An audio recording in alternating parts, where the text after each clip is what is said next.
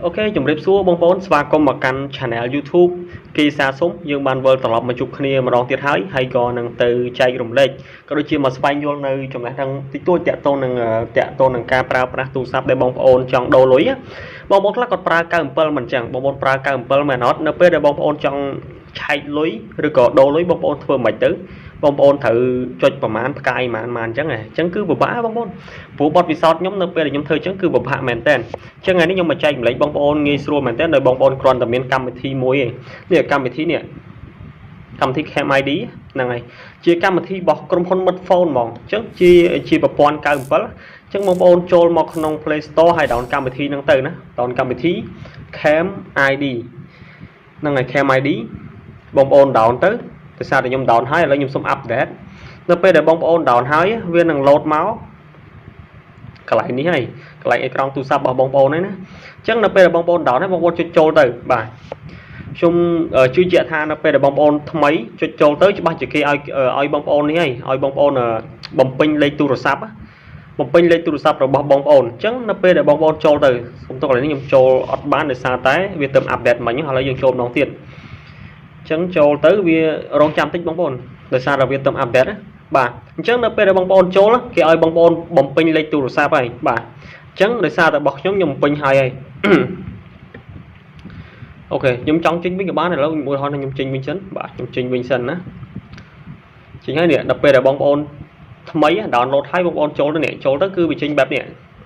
គឺគេឲ្យបងប្អូនបំពេញលេខទូរស័ព្ទបងប្អូនណាអញ្ចឹងខ្ញុំសុំមើលសិនទូរស័ព្ទរបស់ខ្ញុំបំពេញលេខទូរស័ព្ទរបស់ខ្ញុំចូល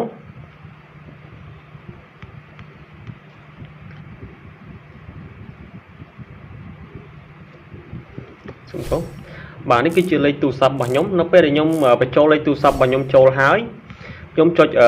ឈ្មោះបាទចុចឈ្មោះទៅ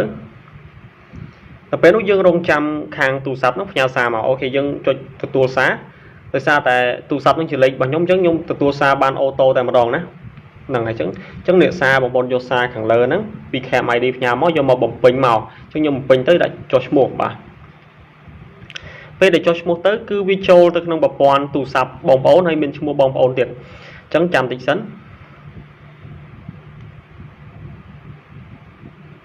ហ្នឹងអូខេអញ្ចឹងចូលមកហើយនេះគឺជាឈ្មោះរបស់ខ្ញុំបងប្អូនឃើញទេសុំទោសកន្លែងនេះលោតចេញទៀត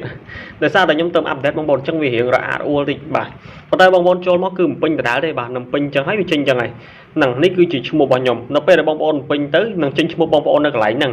ហើយបងប្អូនចង់ដឹងថាលុយនេះគណនីកូលមានលុយប្រមាណគណនីកូលរបស់ខ្ញុំគឺលុយដែលអាចទេទៅក្រៅប្រព័ន្ធលុយដែលមិនទាន់ដូរហ្នឹងមាន20សេនអញ្ចឹងលុយ20សេនហ្នឹងអាចទេទៅក្រៅប្រព័ន្ធបានចំណែកឯទិន្នន័យអ៊ីនធឺណិតគឺបាទដូចជា100,000 មេហ្គាបៃតអញ្ចឹង